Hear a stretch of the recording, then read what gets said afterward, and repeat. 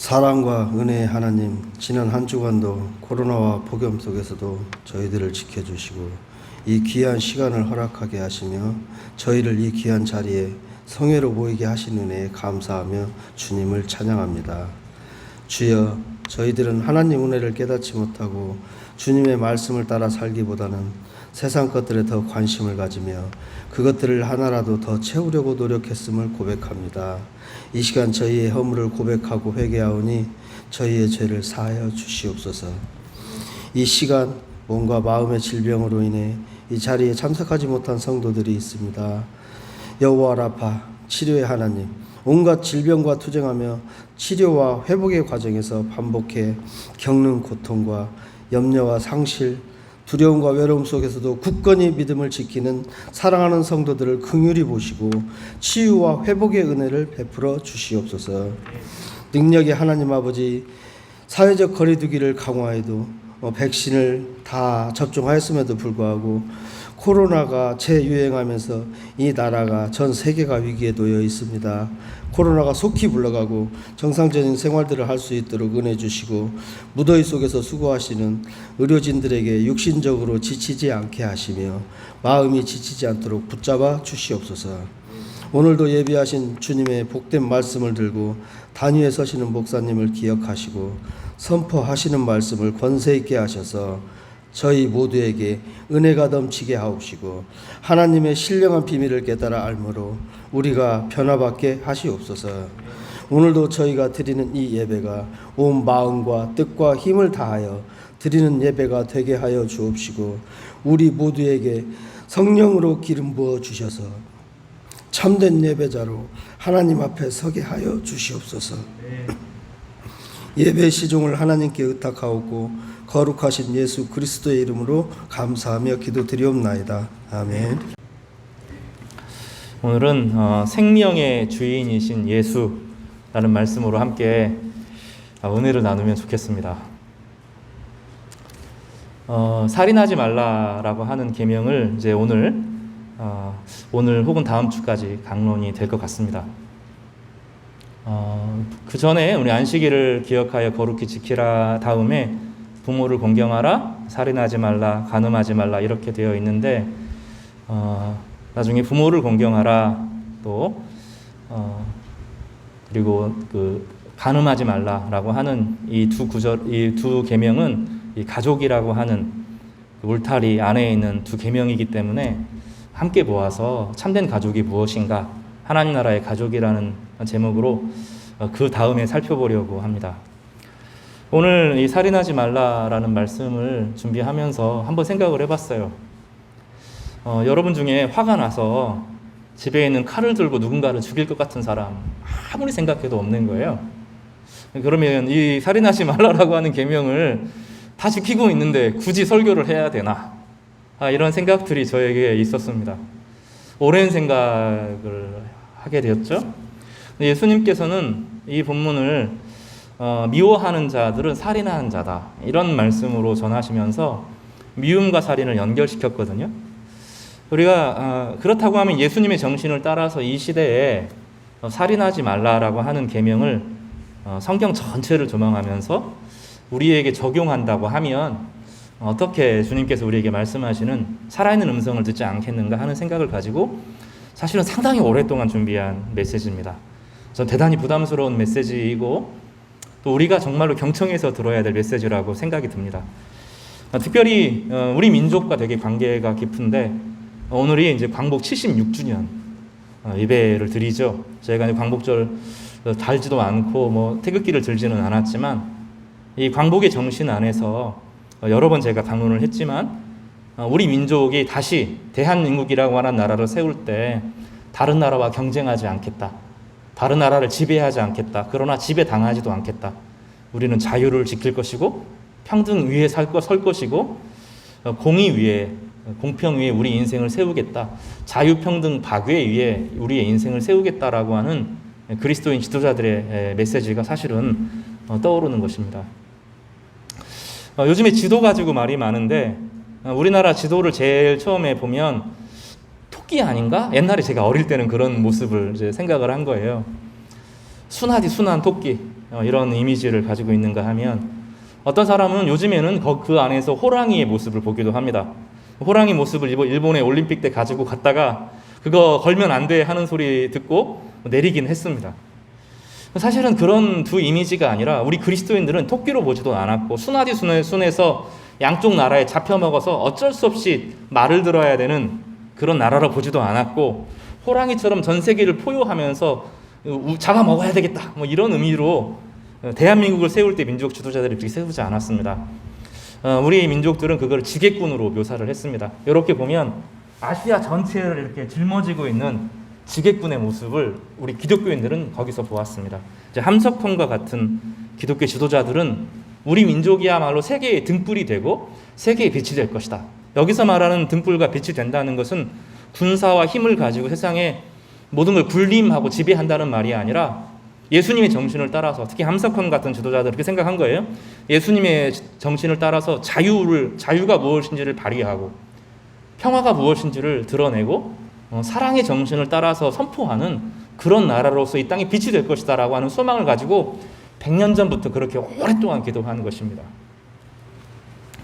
그럼 우리나라는 지금 어떻게 진행되어 왔는가를 살펴볼 필요가 있는데, 이 자유와 평등의 박애의 정신은 조금 거리가 멀어진 것 같아요. 물론 일본보다 훨씬 나은 정치를 하고 있고 경제도 훨씬 나아지고 있습니다. 중국보다 훨씬 나은 정치를 하고 있고 훨씬 아름다운 삶을 살아가고 있는 것처럼 보입니다.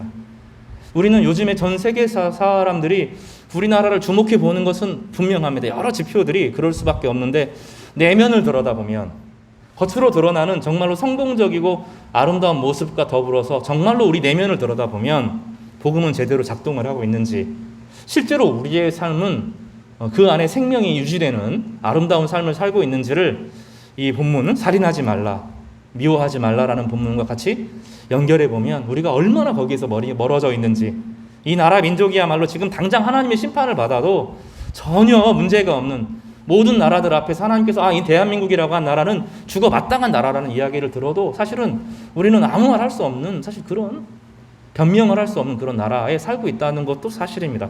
오늘 그 양면을 좀 보면서 주님께서 우리에게 살인하지 말라라고 하는 계명을 주셨는데 이 계명을 어떤 방식으로 적용하고 살아야 될지를 함께 좀 살펴보도록 하겠습니다. 예수님께서는 그런 말씀을 하셨어요. 마태복음 5장 21절과 24절을 좀 한번 찾아보시겠습니까? 마태복음 5장 21절과 24절을 중심으로 오늘 설교를 하고 다음 주에 아마 나사로 이야기를 좀 해보겠습니다. 옛사람에게 말한 바, 제가 읽어드릴게요. 옛사람에게 말한 바, 구약 율법을 말하는 겁니다. 살인하지 말라. 누구든지 살인하면 심판을 받게 되리라 하였다는 것을 너희가 들었으나, 이건 모세의 계명을 말씀하시는 것입니다. 그런데 나는 너희에게 이르노니 형제에게 노하는 자마다 심판을 받게 되고 형제를 대하여 라가라 하는 자는 공회에 잡혀가게 되고 미련한 놈이라 하는 자는 지옥불에 들어가게 되리라. 예수님은 그 십계명이라고 하는 정신이 무엇인지를 말씀하면서 형제에게 화내면 이 사람도 지옥 간다 이렇게 말씀하셨어요. 저는 지옥 가야 될 것 같아. 이 본문 보면 형제를 대하여 라가라라고 말하는 것은 이 멍청한 놈 이렇게 말하는 것, 이런 말 하는 것은 조금 더 심한 말입니다. 무의미한 사람, 무가치한 사람이라는 말이죠. 이런 사람은 공회에 잡혀간다, 공적인 심판에 처하고 나중에 지옥에 처하게 된다라는 메시지입니다. 미련한 놈이라고 하는 것은 그냥 멍청하다 그런 말이 아니라 너는 삶의 의미가 없어, 차라리 태어나지 않는 게 좋을 뻔했어 라고 말하는 사람은 지옥에 가게 된다고 말씀하셨어요. 단지 살인하지 말라라는 계명의 그 근원을 가르친 것입니다. 제가 말한 게 아니라 예수님께서 말씀하신 겁니다. 지옥 간다는 거예요. 23절에 보면 근데 우리가 21절에서부터 22절까지를 읽으면 아무 일도 일어나지 않았는데, 누군가가 나에게 아무런 해를 끼치지 않았는데 욕을 막 버럭버럭 화를 내고 노하고 저 사람 없었으면 참 좋았을 뻔했다라는 말을 하는 것은 미친 사람이죠. 이런 반응이잖아. 이거는 그 화를 낸다거나 라가라고 하는 거나 미련한 사람이라고 하는 것은 누군가가 나에게 그런 행동을 했기 때문에 노인은 반응인 겁니다. 반응인 겁니다. 이 본문만 보면 우리는 화내도 안 되고, 우리는 분노해서도 안 되고, 우리는 상대방과 맞서도 안 되고, 그냥 무조건 당해야 됩니까?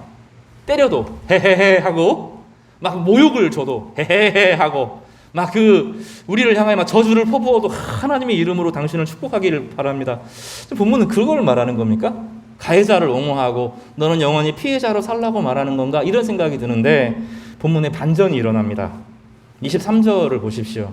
그러므로 예물을 제단에 드리려다가, 오늘 본문의 핵심은 사실 거기에 있습니다. 예물을 제단에 드리려다가 거기서 내 형제에게 원망 들을 만한 일이 있는 것이 생각나거든 예물을 제단 앞에 두고 가서 형제와 화목하고 그 후에 와서 예물을 드리라. 사실은 이 본문은 누구에게 하는 말입니까? 가해자에게 하는 말입니다. 나는 사람들에게 죄를 행하고 그 사람을 아프게 하면서 내가 주님이 십자가에서 나를 용서하셨으니 내가 주님 앞에 용서 다 받으면 상관없지. 사람과의 관계는 해결하지 않고 사람들에게 그 분노의 문제를 해결하지 않고 혼자 예배드리면서 마음의 위안을, 진짜 위안이 아니죠. 이거 스스로 자신의 위안을 갖는 사람들을 향하여서 위선적이라고 하는 거예요. 그러니까 참된 예배의 정신은 여기서 말하는 미움, 살인이라고 하는 것에 대한 예수님의 참된 정신에 대한 문제는 가해자로 살면 안 된다는 거예요. 그 관계를 해결하고 나로 인해서 마음이 불편한 사람, 나로 인해서 마음이 깨진 사람, 그 사람들과 관계를 회복하는 것이야말로 참된 예배의 정신이라고 가르치는 것입니다. 이사야서에 보면 이런 본문이 사실 동일하게 나옵니다. 이사야서 1장을 시작하면서 어떤 사람들이 있습니다. 예배를 참 잘 드립니다. 안식일을 잘 드리고, 우리가 안식일 설교를 들었잖아요. 안식일을 잘 지킵니다. 안식일만 지킬 뿐만 아니라 월삭도 지킵니다. 월삭은 이제 매월 첫 하루에 드리는 예배인데 잘 드립니다. 제물도 참 많이 드려서 정성껏 하나님께 예배를 드립니다. 근데 하나님께서 그게 안식일이 아니라고 말합니다. 오늘 이제 다시 한번 읽어볼 건데 이사야서에 보면 너 그 관계를 회복하지 않고 그렇게 하는 거 마당만 받고 가는 거야. 네가 아무리 정성스럽게 예배를 드려도 그거 성전 마당만 받고 가는 거야. 너 지금 예배를 드린다고 소를 죽였는데 그건 양이나 소를 학대하고 학살한 것이지 그 피는 아무 의미가 없어 말합니다. 그래서 참된 안식일의 정신이라고 하는 것은 세 가지라고 그랬잖아요. 하나님과 온전히 관계를 집중하며 하는 것이라고 그랬죠. 하나님의 것인 것을 알고 집중하는 것입니다. 그런가 하면 내 안에 욕망을 그치는 거예요. 내가 갖고 싶은 거 이거 없어도 된다고 생각하는 거예요. 이거 없어도 살았고 괜찮고 내가 이것을 없어도 하나님 주신다고 생각을 하고 욕망을 멈추는 것입니다. 욕망을 멈출 뿐만 아니라 쉬는 거예요. 딱 멈추고 불안과 두려움도 내려놓는 겁니다. 여호와는 나의 목자시니 괜찮다. 내 인생을 하나님께서 지킬 것이다 라고 욕망과 두려움을 하나님께 딱 맡기는 것입니다. 그런가 하면 아직 쉼을 누리지 못하는 사람들과 화해하는 거예요. 쉼을 함께 주고 나누는 것이죠. 그래서 이 예배의 정신, 안식일의 정신이 넓이 퍼져서 삶에 적용되는 방식이 그 중에 하나가 살인을 하지 않는 겁니다. 이웃과의 관계를 회복하지 않는 예배. 그리고 예수님의 피를 용서를 받았으니까 이제 나는 자유해. 나는 책임질 필요가 없어. 그렇지 않다는 거예요. 예수님의 생명이 내 안에 흘러 들어오면 나와 화해하고 용기 있게 나와 대면하고 관계가 불편한 사람들과 맞서면서 자신의 연약함을 이야기하고 자신의 잘못을 고백하는 것까지 가야 된다는 거죠. 그래서 이 본문은 가해자에게 그 가해자에게 무조건 그것을 풀어준다거나 그런 게 아닙니다.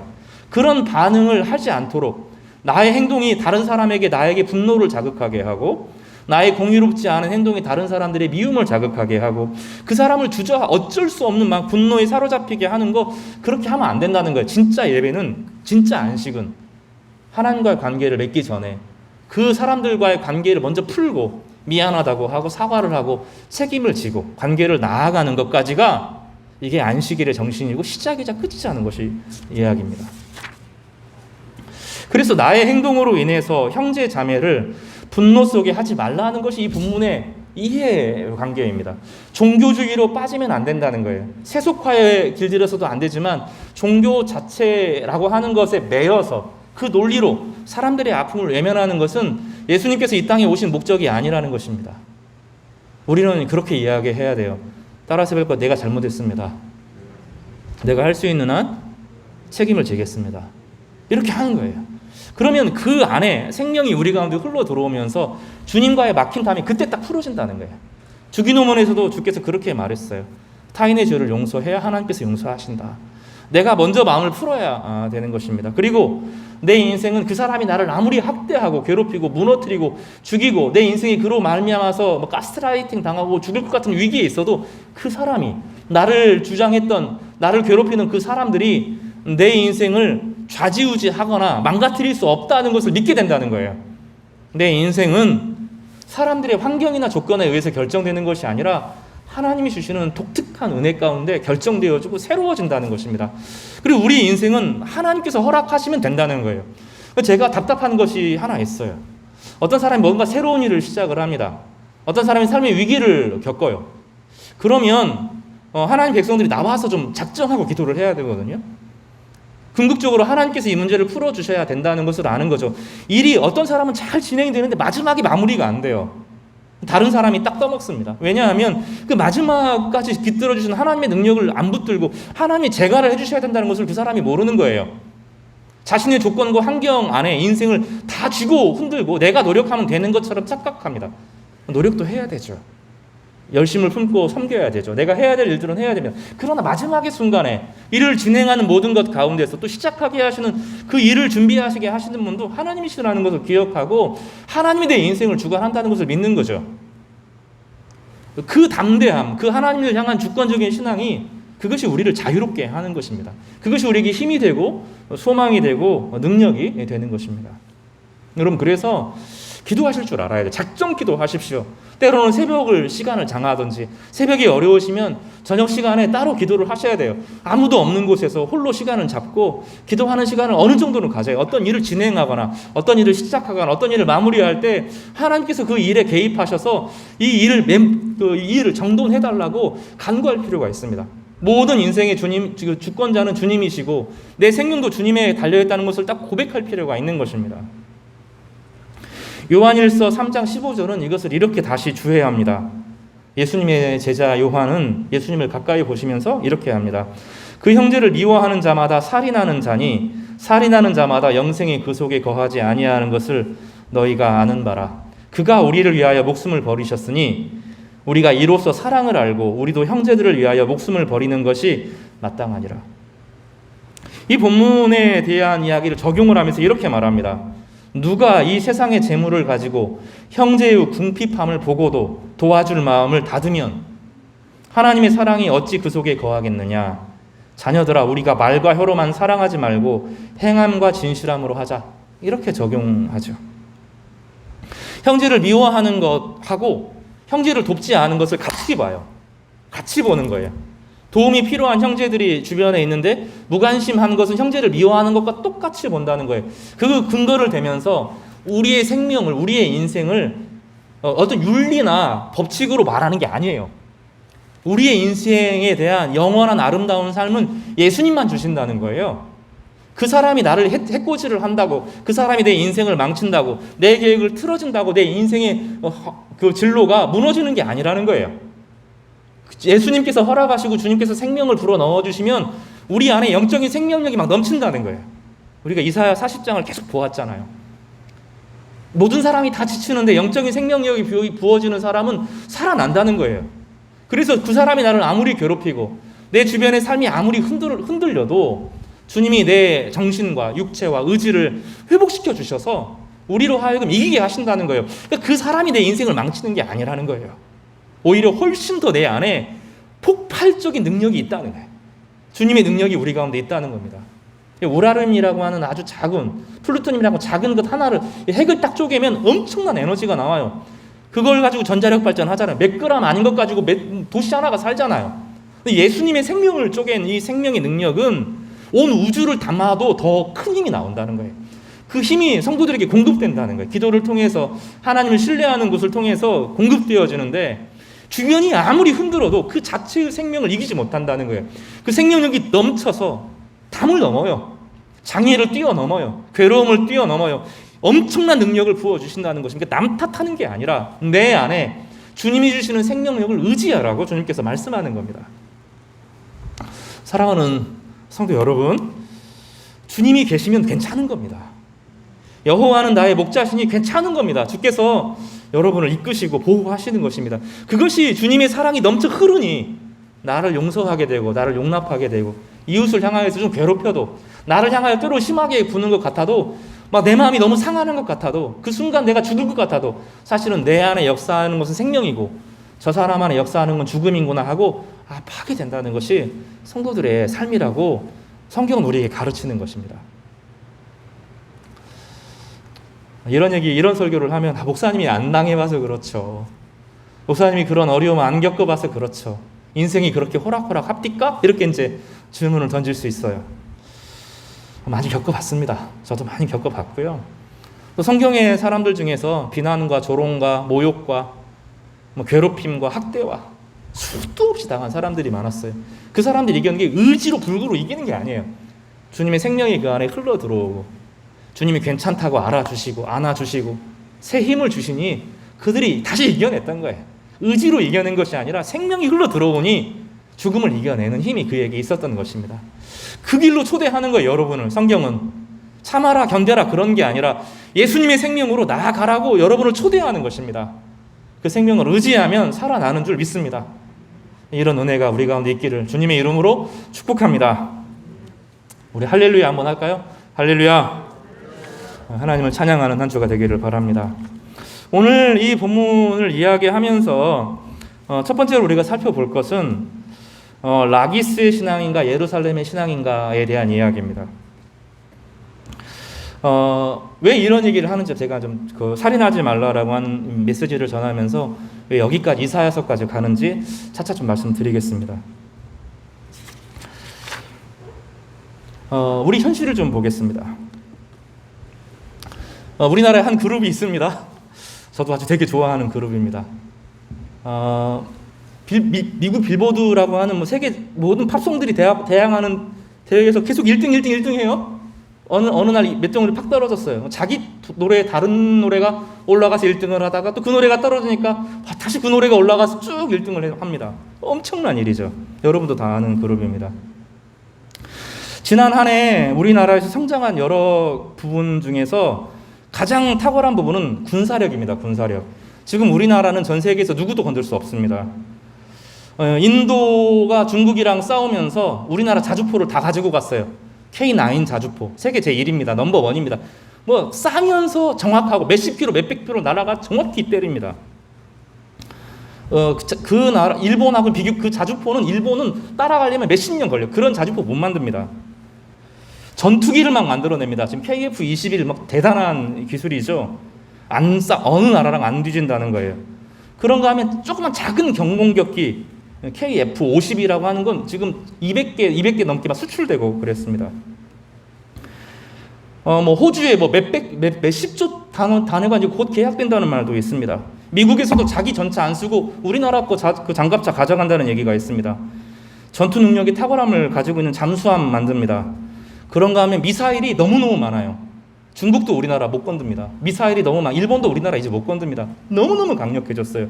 작년 안에 정말 일취월장해서 그 누구도 건들지 못하는 나라가 됐습니다. 두 번째로는 건설 부분이죠. 터키에서 동터키와 서터키를 연결하는 보스포러스 해협에 세 번째 다리가 만들어지는데 몇 조 단위 다리 하나를 거리가 멀기 때문에 바다 위에 다리를 놓는 거거든요. 3조, 4조짜리 다리를 만들었습니다. 이미 착공됐습니다. 선박 기술도 따를 수가 없습니다. 전 세계 LG가 다 쓸었어요. LG가 휴대폰에 철수한 이유는 휴대폰 조그마한 거 돈 안 벌겠다는 거예요. 냉장고, 텔레비전 전 세계를 석권했습니다. 우리는 세계 최고의 휴대폰을 우리나라 사람이 많이 휴대폰을 쓰고 이제 테슬라도 물러갈 거면 현대가 테슬라 전기차에서 잡아먹습니다. 대단한 실력을 가지고 있습니다. 우리는 진짜 이 엄청난 시대의 발전을 이루었고 정말 따를 수 없는 문화적으로 철학적으로 여러 면에서 따를 수가 없 다른 나라와 비길 수 없는 아름다운 나라가 된 것이 사실입니다. 중국의 정치보다 우리 정치가 낫습니다. 일본의 정치는 지금 몰락하고 있는 중이어서 제가 한숨이 다 나옵니다. 일본의 제 친구들 생각하면 그 정치를 생각하면 한숨이 나올 정도입니다. 정말 너무너무 좋아진 사회에 살고 있어요. 다 코로나 때문에 우리나라 와봐라고 누구나 다 말을 하는 사회에 삽니다. 근데 이면을 돌아보면 좀 다른 이야기를 볼 수 있어요. 우리나라의 자살률은 26.9%입니다. 그러니까 100명이 죽으면 26명, 27명은 자살로 죽는다는 겁니다. 안 놀라시는군요. OECD 잘 사는 나라들 평균이 13 정도 됩니다. 다시 말하면 2배 이상 자살합니다. 세계에서 잘 사는 수많은 나라들이 100명 중에 13명 정도 자살하는데 우리나라는 27명 자살합니다. 평균이 2배가 넘습니다. 2019년 13,799명이 죽었습니다. 하루에 자살하는 사람이 38명 정도 됩니다. 그러면 미국은 얼만큼 됩니까? 미국은 우리가 27%가 자살한다 그랬죠? 미국은 14%가 자살합니다. 미국보다 우리가 높은 지가 훨씬 오래됐습니다. 일본은 15명 정도 죽습니다. 물론 요즘에는 정치도 우리가 훨씬 낫고 경제도 훨씬 낫고 그 나라 민주화한 것도 아니고 한당 독재가 계속 이루어지고 그런데 우리가 훨씬 더 많이 죽습니다. 10대 좀 가슴이 아픈데 꿈 많은 10대가 100명 중에 100명이 죽으면 37명 정도가 자살로 죽습니다. 전 세계 유례가 없습니다. 20대는 100명 중에 몇 명이 죽을 것 같아요? 자살로. 다시 말하면 병으로 죽고 사고로 죽는 사람 합쳐도 자살의 인구가 더 많아요. 20대는 51%가 자살로 죽습니다. 100명이 죽는데 51명이 자살로 죽어요. 병으로 죽고 사고로 죽는 사람을 합쳐도 자살의 인구를 이기지 못합니다. 30대는 100명 중에 40명이 자살로 죽습니다. 남자가 많이 죽을까요? 여자가 많이 죽을까요? 남자가 압도적으로 많이 죽습니다. 남자가 70명이 자살로 죽습니다. 여자가 30명 정도, 30% 비율을 따지면 남성이 70%, 여성이 30% 정도 됩니다. 남자들의 자살 이유는 경제적인 이유이고요. 정신적인 고통이 두 번째 이유입니다. 여자들은 정신적인 고통으로 대부분 죽습니다. 분명히 우리가 보고 있는 잘 사는 나라, 좋은 나라, 힘 있는 나라, 뭔가 빛이 되는 나라, 소망이 되는 나라. 근데 그 안에 내면을 살짝 들어보면 세상에 그런 나라는 역사적으로 없었어요. 우리나라는 역사적으로 이런 나라가 없어요. 이거는 화내는 게 아니라 너무 고통스러운 이야기예요. 모든 나라가 태어나서 나라가 생겨나고 지금까지 있었던 전 세계 모든 나라 중에서 이렇게 20대를 자살로 몰아넣는 그런 사회는 없습니다.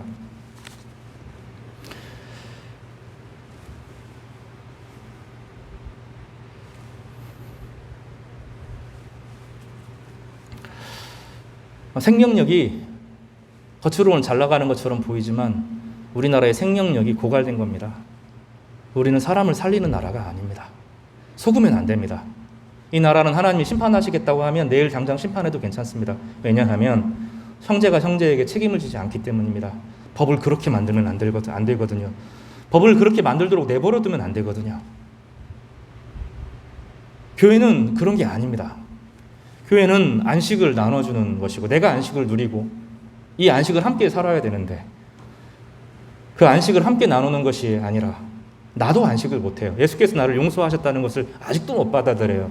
여전히 자기 의를 붙잡고 주님과 관계없는 의를 붙잡고 마치 도교의 의처럼 내가 이만큼 했으니 하나님께서 상 주셔야 된다고, 내가 이만큼 했으니 천국 가도 마땅하고, 내가 이만큼 섬겼으니 이제 하나님이 나에게 내 모든 소원을 들어줘야 된다는 이 이상한 논리.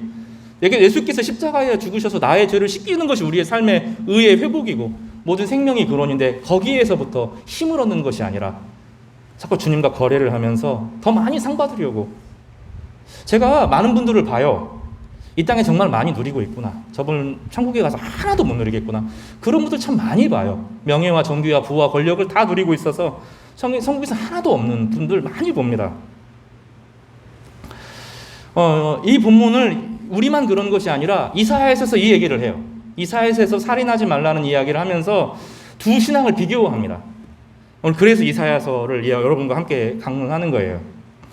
이사야서 1장 10절에서 20절에 보면 예수님께서 이사야가 히스기야 때입니다. 히스기야 때, 요담 때, 이제 우시야, 요담, 아하스, 히스기야 때인데 그 악할 때, 우시야, 요담 요 때쯤 아마 이사야가 사역을 시작한 것 같아요. 뭐라고 말하냐면 너희 소돔의 관원들아 여호와의 말을 들을지어다. 너희 고모라의 백성아 우리 하나님의 법에 귀를 기울이라. 우리에게 지금 말하는 겁니다. 하나님이 백성이라고 생각하는, 예수님 잘 믿는다고 생각하는, 하나님 경외한다고 생각하는 사람들에게 말하는 거예요. 여호와께서 말씀하시되 너희의 무수한 재물이 내게 뭐가 유익하냐? 나는 숫 양과 번제와 살찐 짐승의 기름에 배불렀고 나는 수송아지나 어린 양이나 숫 염소의 피를 기뻐하지 아니하노라. 너희가 내 앞에 보이러 오니 이것을 누가 너희에게 요구했느냐? 내 마당만 밟을 뿐이니라.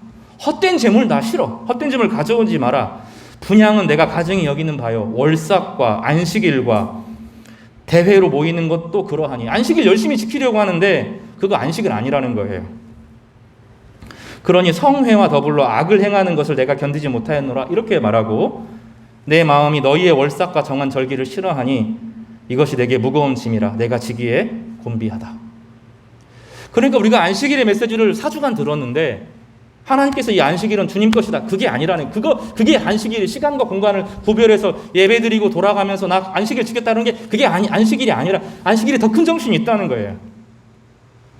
너희가 손을 펼 때에, 손을 편다는 건 주님 도와주십시오 하고 주님께 손을 피는데 내 눈을 너희에게서 가린다. 안 보인다는 거예요. 안 보인다는 거예요. 그 어려움과 형편과 고난과 고통이 안 보인다는 거예요. 보려고 해도 안 보인다는 거예요.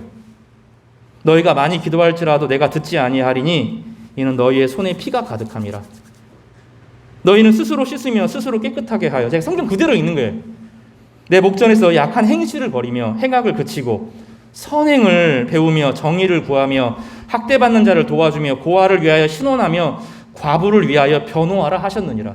그게 안 되면 그런 공의의 문제, 생명을 적극적으로, 이것은 나에게 기회가 올 때 내가 좀 돕지, 그게 아니에요. 적극적으로 나하고 관계가 없는 사람들이죠. 고아가 나하고 무슨 상관이 있어요? 학대받는 사람이 나하고 무슨 상관이 있어요? 그런 사람들에게 내 마음을 열어서 관심을 기울이지 않으면 이거 적극적인 겁니다. 그거 하지 않으면 살인하는 거라는 거예요. 그러면 원래 예루살렘의 목적이 죄를 고백하고 하나님의 씻겨짐이 있고 하나님과 만나는 장이 있는데 예루살렘이 가려진다는 거예요.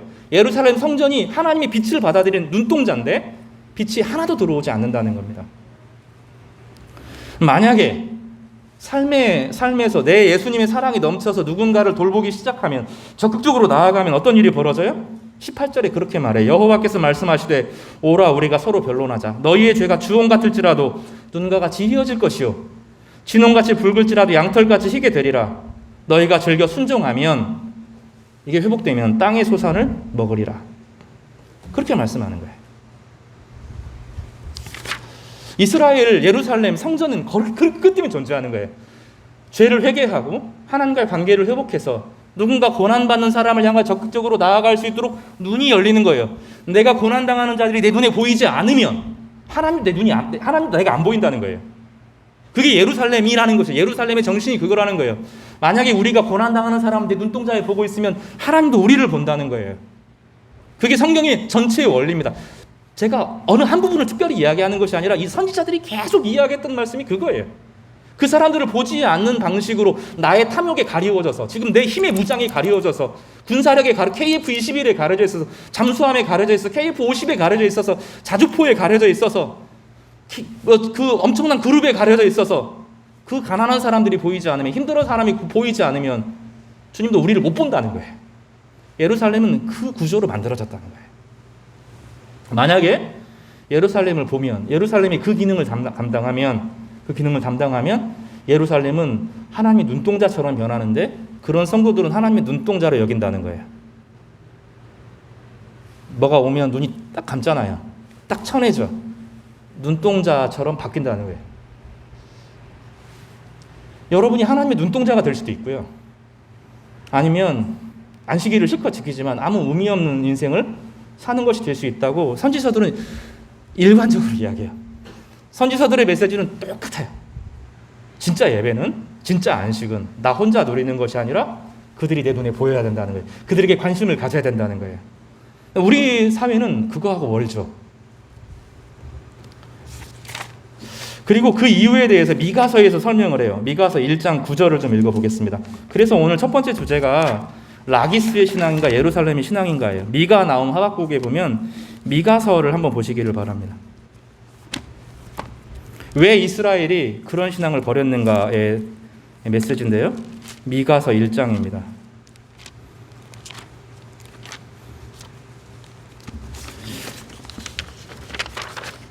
1장 9절 말씀 찾으셨으면 한번 읽어볼까요?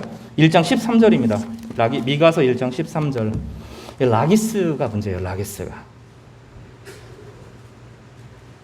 시작. 라기스 주민아, 너는 준마의 병거를 메울지어다. 라기스는 딸 시온의 죄의 근본이니 이런 이스라엘의 허물이 내게서 보였습니다. 원래 예루살렘은 예루살렘의 그 고유한 의미가 있다는 거예요. 생명을 살리고 생명에 관심을 기울이고 하나님께 집중하고 하나님 주신 생명을 누리고 그 생명 안에서 이웃을 돌보고 함께 안식을 살아가는 그것이 예루살렘의 목적이고 예루살렘의 정신이라는 거예요. 근데 예루살렘을 망친 게 라기스라는 거예요. 라기스는 제가 설명을 좀 할게요. 지중해가 쭉 이렇게 흐릅니다. 지중해가 이렇게 흐르고 이스라엘의 해안선을 따라서 좋은 도로가 쫙 펼쳐져 있어요. 좋은 도로가 이렇게 펼쳐져 있으면 예루살렘은 난공불락의 요소이기 때문에 직접 갈 수가 없고 라기스까지 가야 돼요. 라기스에서 헤브론까지 언덕을 올라가야 됩니다. 높은 산까지 올라가고 헤브론에서 다시 예루살렘까지 올라가는 도로가 있어요. 그러니까 예루살렘을 공격하려면 헤브론을 거쳐야 하고 라기스를 거쳐야 돼요. 라기스에 뭐가 있었냐면 준마 부대가 있었어요. 히스기야는 이 준마 부대를 사랑했습니다. 그러니까 적들이 와도 라기스에서 주둔하고 힘을 딱 모으면 괜찮은 거예요. 라기스를 지키면 헤브론도 지켜지고 예루살렘도 지켜지는 난공불락의 힘이 바로 라기스에 모입니다. 근데 지금 이스라엘이 히스기야 때 이제 아수르의 공격을 당해서 두 가지를 하는데 이 라기스를 정비하고요. 아수르가 서들어오기 전에 정비하고 히스기야는 500m, 580m에 거쳐서 기온샘에서부터 예루살렘 밖에 있는 샘입니다. 거기서 쭉 끌어와가지고 실로암까지 굽어 있어요. 이렇게 굽어서 정확히 만들어낸 지금도 미스테리입니다. 그 기술에 어떻게 지금부터 3,500년 전에 한 3,800년 되죠. 그 기간 안에 그곳에서 그 샘을 지하에서 근데 아무리 해도 안 된다는 거예요. 시간대를 못 맞춥니다. 그게 그 아수르가 공격하는 동안에 이 샘을 만들거든요. 양쪽에서 뚫은 거예요. 그래서 딱 만난 겁니다. 미스테리 중에 미스테리입니다. 그렇게 하면 이길 줄 알았어요. 그렇게 하면 아수르를 이길 줄 알았어요. 다 뺏깁니다. 히스기야한테 다 뺏깁니다. 나중에 끝까지 와가지고 하나님께 기도하고 나서야 이겨요. 그러니까 다 자기가 잘 방비하면 된다고 생각한 거예요. 라기스가 사람을 망친다는 거예요. 내가 이만큼 준비했고 내가 이만큼 대비했고 내가 이만큼 내 힘을 다했고 온 힘을 다했고 내 거라는 거죠. 내 거죠. 그동안 뭐가 빠집니까? 이스라엘 안에서 이 참된 예배죠. 라기스를 준비하느라 생산성을 최고로 하느라 내 참된 예배, 진짜 예배가 실종된 거예요.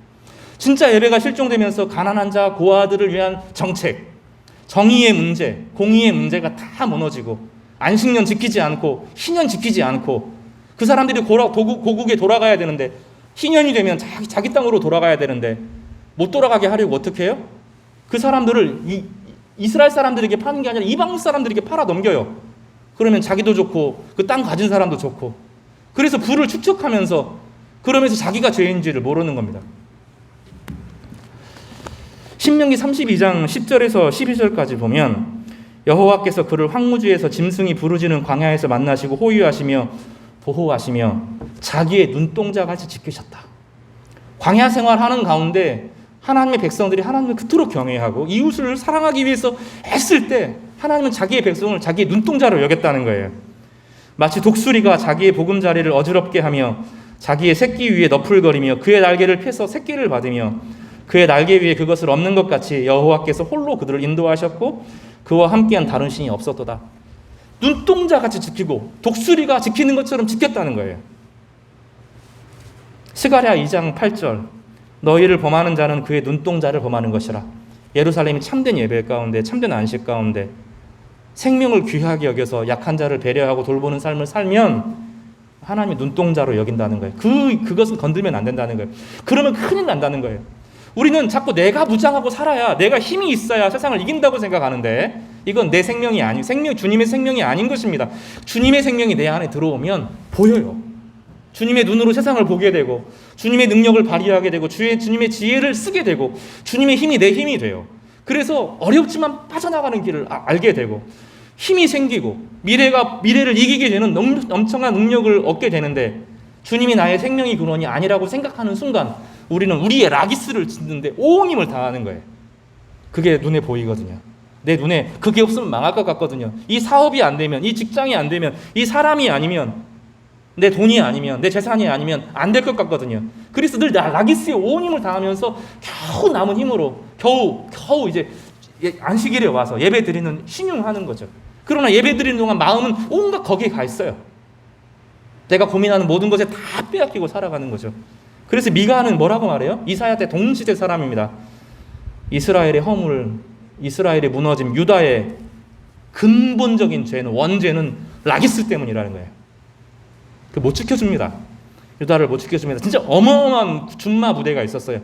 말과 철병거로 드디어 이스라엘이 철병거를 가지고 막 지키는데 못 지킨다는 거예요. 아수르가 한번 싹 밀려오니까 꼼짝없이 당하는 거예요. 하루아침에 무너집니다. 라기스가 무너지고 다 이사야가 예언을 해요. 어디가 어떻게 무너질 것이다 예언을 하는데 그대로 다 무너지면서 망하는 길로 갑니다. 우리 사회가 왜 이렇게 생명을 경시하는 사회가 되었는가? 단순한 문제가 아닙니다. 예수님께서는 마태복음 16장 26절에 사람이 만일 온 천하를 얻고도 제 목숨을 잃으면 무엇이 유익하리요? 사람이 무엇을 주고 제 목숨을 바꾸겠느냐? 생명 잃으면 뭐 하는데? 이렇게 말씀하시죠. 우리 근원적으로 돌아봐야 됩니다. 이거는 정말로 근원적으로 우리 사회를 돌아봐야 돼요.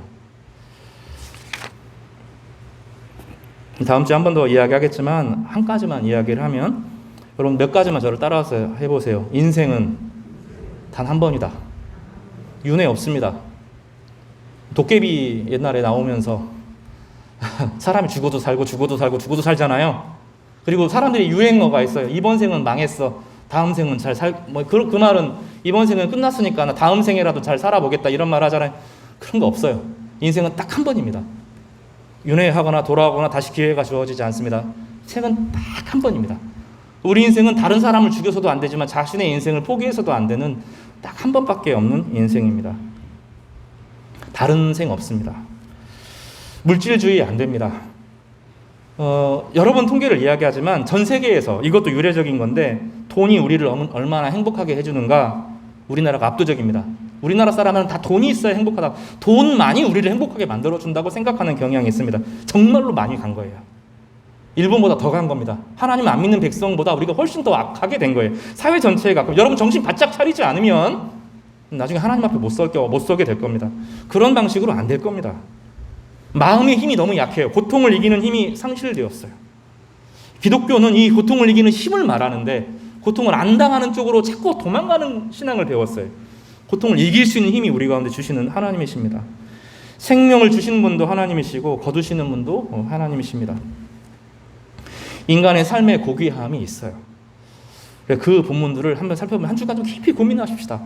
왜 우리 삶은 이렇게 죽어가는 사회이고 왜 아이들이 태어나지 않고 노인 자살률도 정말 대단하잖아요. 왜 노인들이 그렇게 쉽게 생명을 버리는지 우리는 어떤 사회를 우리가 만들어 왔는지 돌아봐야 돼요. 다른 사람 보고 회개하라고 하는 것이 아니라 우리가 돌아봐야 돼요. 우리가 생명을 얼마나 가볍게 여기는가, 돈이나 물질이나 외적인 조건이 우리 인생에서 절대적이라고 얼마나 주장하고 있는가, 우리 자신을 돌아봐야 됩니다. 그리고 나서야 주님의 말씀을 다시 볼 수 있을 거예요.